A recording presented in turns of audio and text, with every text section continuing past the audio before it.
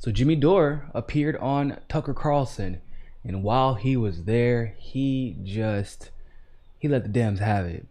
And to be honest with you, as usual, Jimmy was right about this. Let's talk about it.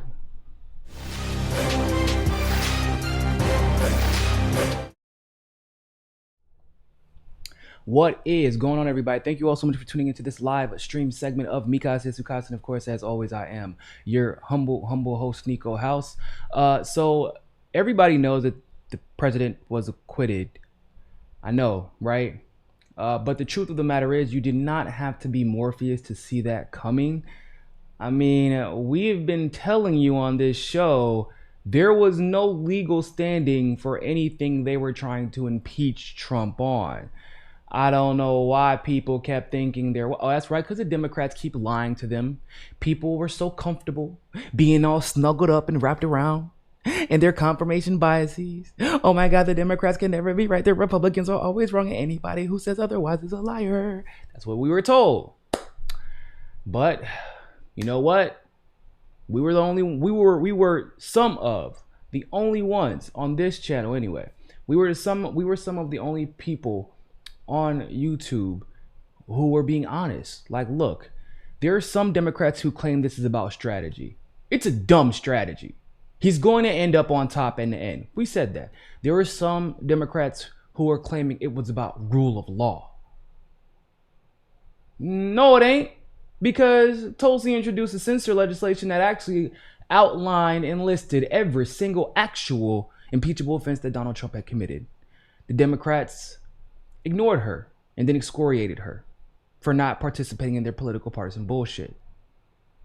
Then they said it was about ethics. Well, that's not true either, because when Biden did exactly what you had claimed Trump did, all of you had ignored it. Remember? And even now you're like, well, he's not the president. He's running for president right now and you don't care. Jimmy went on Tucker Carlson and had a very similar conversation and broke down the debacle that is the impeachment, which he believes, and I believe as well, stemmed from Russiagate. Let's take a look.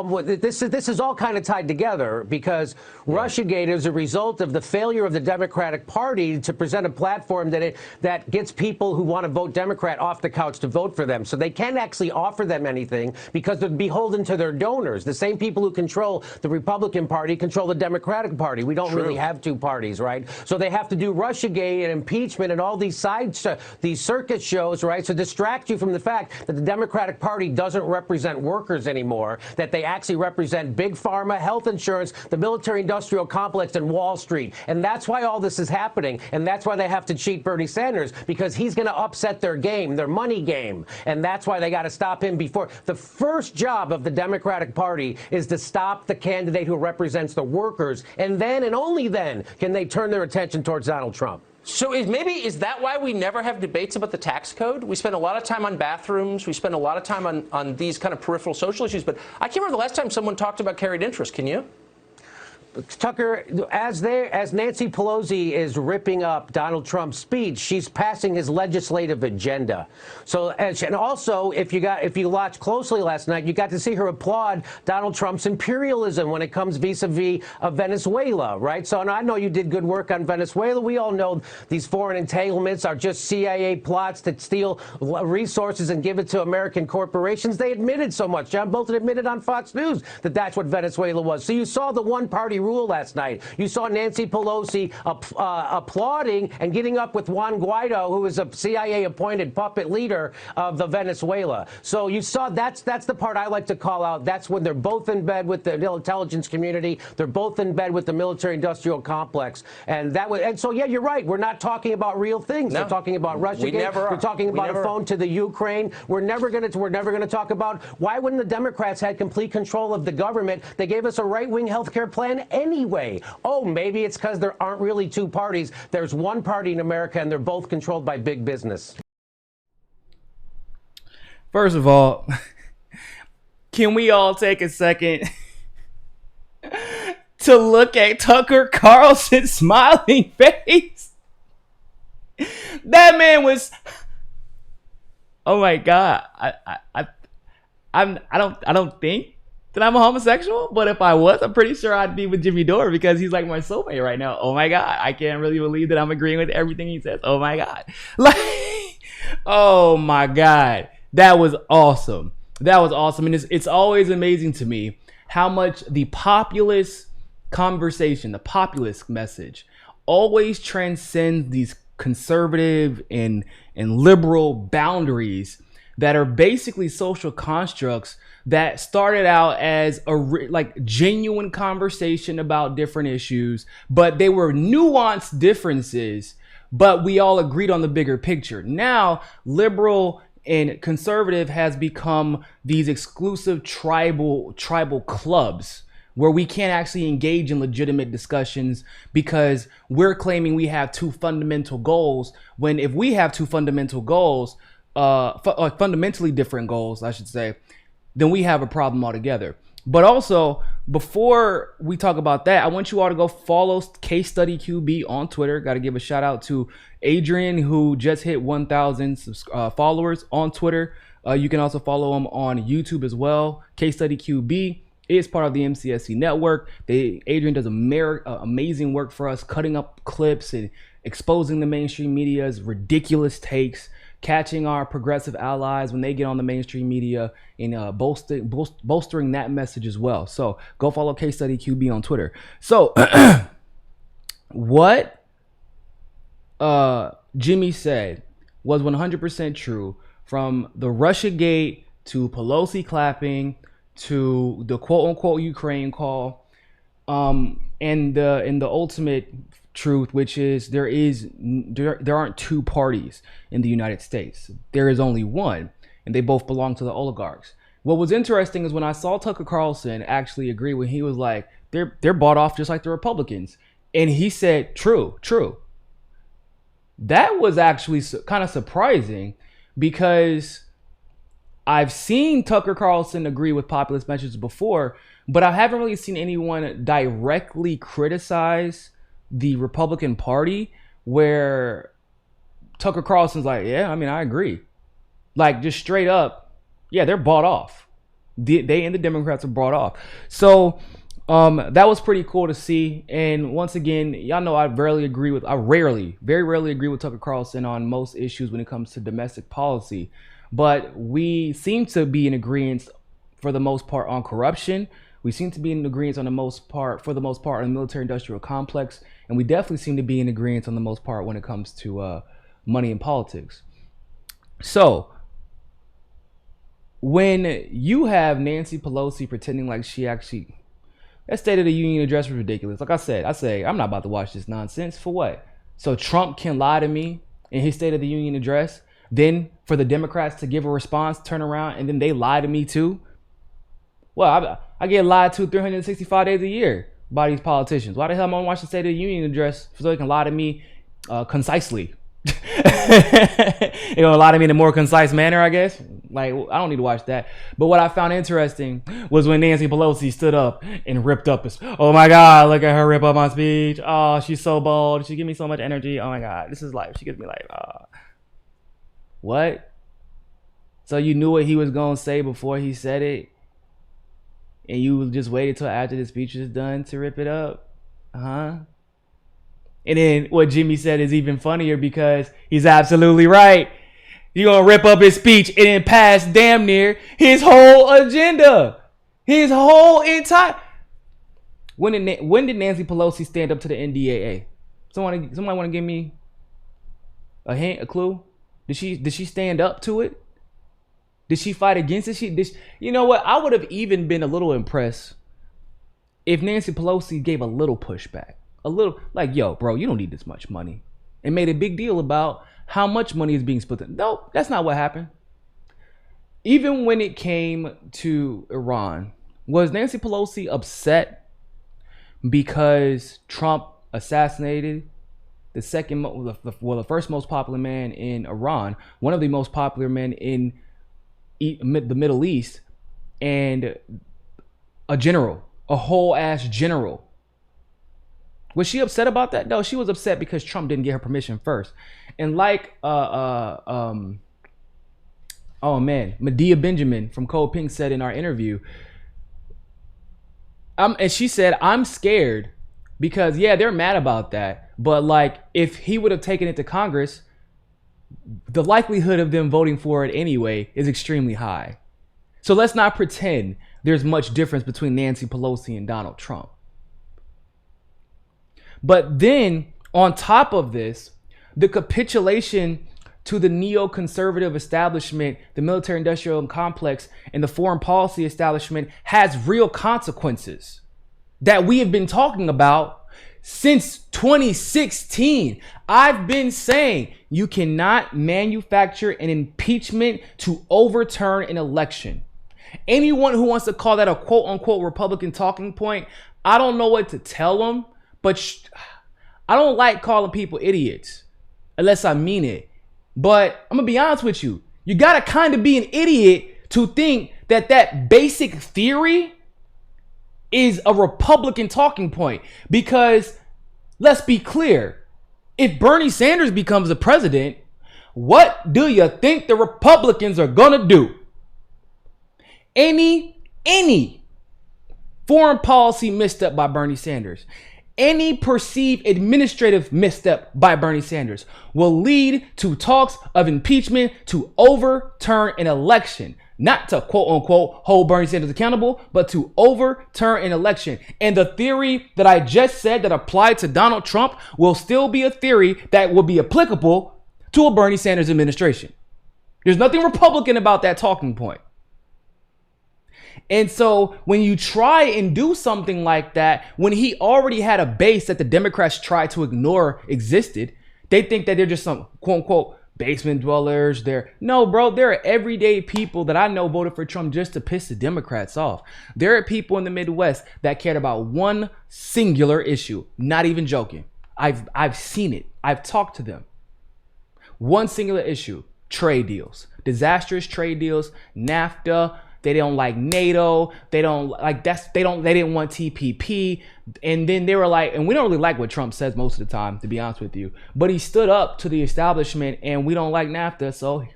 And we're good in every other aspect of our lives. So it is what it is. They're like, recessions are going to come and go. So they weren't worried about that. They're like, these are what the things that matter to us, period. And we don't believe the Democrats want to get anything done that they promised us. That's how they feel. So Trump has always had this base. There's always been an upswell of support, if not for Trump, then against the Democrats and against the establishment. So we get through this impeachment after we've been telling you since 2016, don't do it. It's not going to end the way you think. Don't do it. It's not going to end the way you think. Don't do it. It's not going to end the way you think. And what did they do? They did it anyway. And what are the results of that, ladies and gentlemen? As the Democrats try and push CIA Mayo Cheat, aka Pete Buttigieg, onto us, Trump's approval rating just hit a record high. Trump's approval rating is 49%. Do you understand how high 49% is? Do you understand how high that is, people? That doesn't happen. That is extremely rare in American politics to have a 49%. This man almost started World War III, people. He almost started World War III 2 weeks ago. Wasn't even that long ago.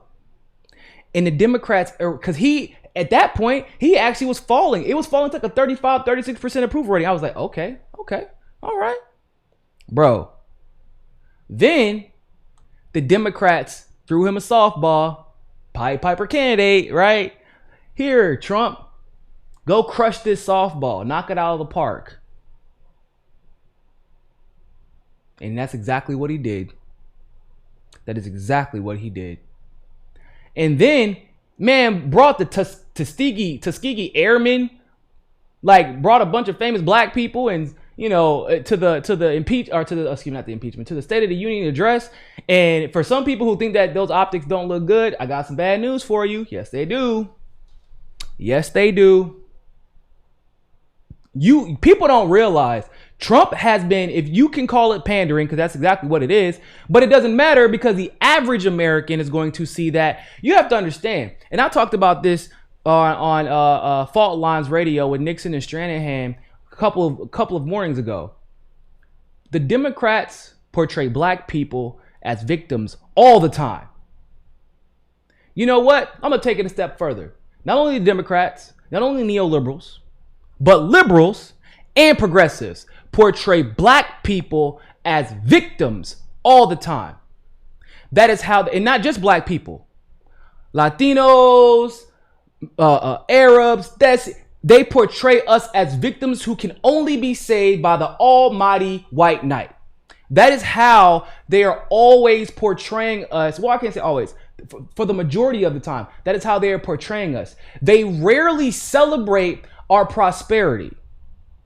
They rarely celebrate our self-determination. They rarely celebrate the things that we've achieved in the past and the things that we are achieving today. The only time that, and I want to be clear about this, I do mean this shit, Democrats, liberals, neoliberals, and progressives, the only time that they want to celebrate black excellence, so to speak, is when it can be used for their strategic advantage when it's time to run for office. Am I lying? Am I okay? Am I lying? I'm just asking. Because what Trump has done was extremely intelligent. He said, I'm not going to talk about how much black people were victimized, because we already know that. Like, everybody knows it. So do black people. Black people want to see something that gives them hope. Legitimate hope. Not believe in me, I'm the first black president hope, but see what these average, everyday black Americans were able to achieve with their lives. And some of them did it under my administration. That is what he is saying. Some of it is a lie. But he's the one who introduced the First Step Act. Where actually Tulsi Gabbard worked with him to help that get done. So there are a lot of felons who are no longer in prison and have a legitimate job now because of Trump's First Step Act. When we have Biden out here bragging about the 94 crime bill, refusing to apologize, and we have Mayo cheat Buttigieg firing black police chiefs for exposing corruption within and racism within their police departments.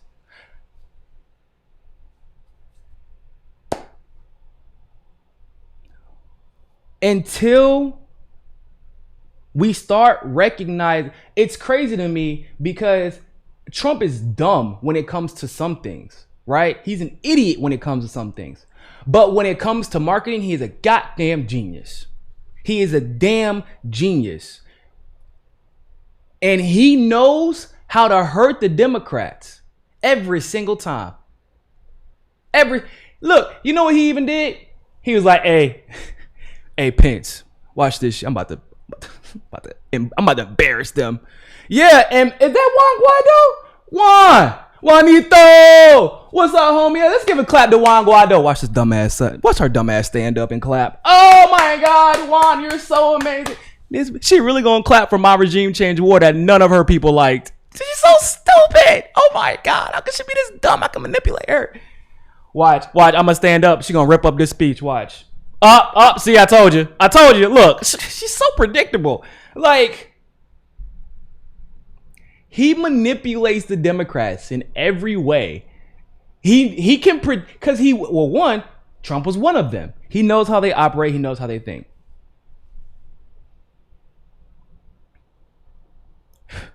If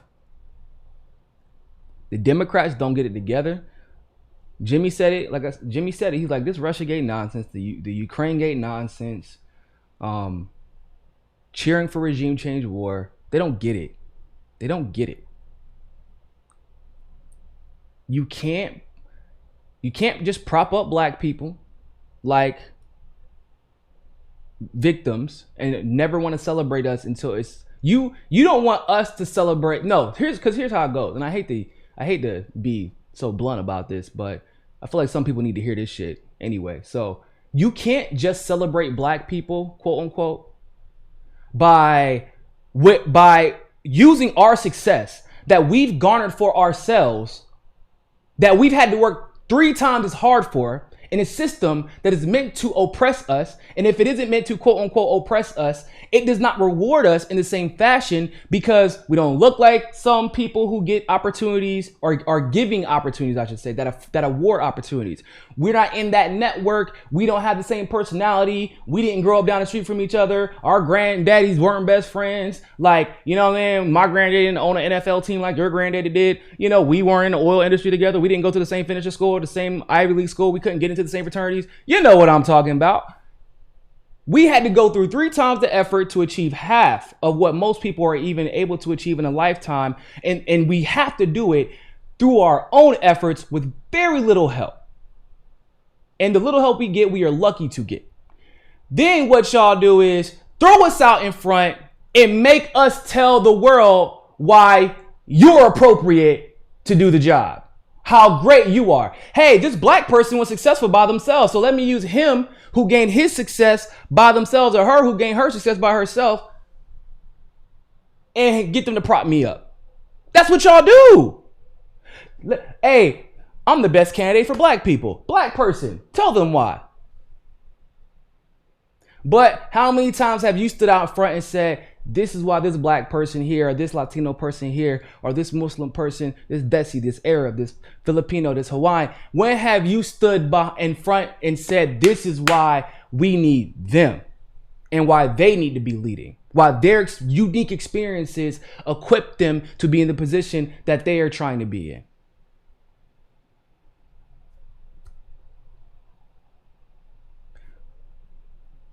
Y'all too busy talking about Russiagate. Y'all too busy talking about Ukrainegate, when Biden, once again, Biden was the one who did it. Biden was the one who did it. There's a whole goddamn video about it. Whole video, him bragging about it. I covered it here on this channel.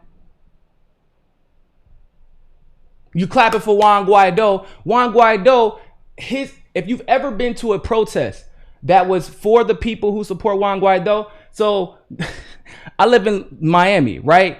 Little Havana. I actually live like in the event area, surprisingly enough. You can literally hear music outside of my house sometimes on my videos. Like, you can hear it faintly. So they have a lot of protests out here. You know who was out here cheering for Juan Guaido?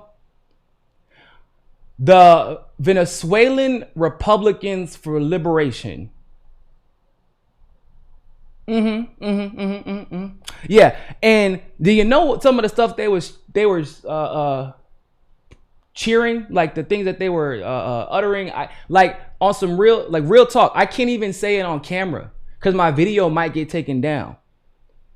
They were insulting black Venezuelans. They were insulting poor Venezuelans. They were insulting mestizos. They were insulting every minority and marginalized person you could think of. And what did they say? And so there's a reason that they like Guaido and they hate Maduro, who's a bus driver who comes from an indigenous background and has the backing of the indigenous, the black, and the mestizo people of Venezuela. And that guy that they like, Juan Guaido, Nancy Pelosi.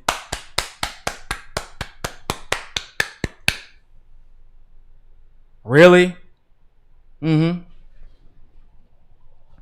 But hey, keep on cheering. Keep on cheering. You're going to keep on losing. So thank you all so much for tuning into that live stream segment of Mi Casa es Su Casa. You can help us get to, we met our goal for New Hampshire. So now we are on to California and New York, because New Hampshire, there might be some election integrity issues. In California, we're expecting it and we're already actively working to try and expose it. It's not going to be pretty, but I want to be there so we can make it hit the news as it's happening rather than trying to retroactively fix it, because we saw how that turned out last time, right? So the GoFundMe is in the link in the description below. And other than that, ladies and gentlemen, always remember, more than anything else, find your balance. Peace. Don't forget to hit that subscribe button and hit that notification bell if you like that segment of Mi Casa es Su Casa. Of course, if YouTube is giving you trouble, as it always does, you can download the ROKFIN app and follow us there. Also, if you want to continue to help our show grow, you can help us reach our goal of 500 patrons on Patreon and donate as little as $1. Really, anything helps. Other than that, always remember, people, more than anything else, find your balance. Peace.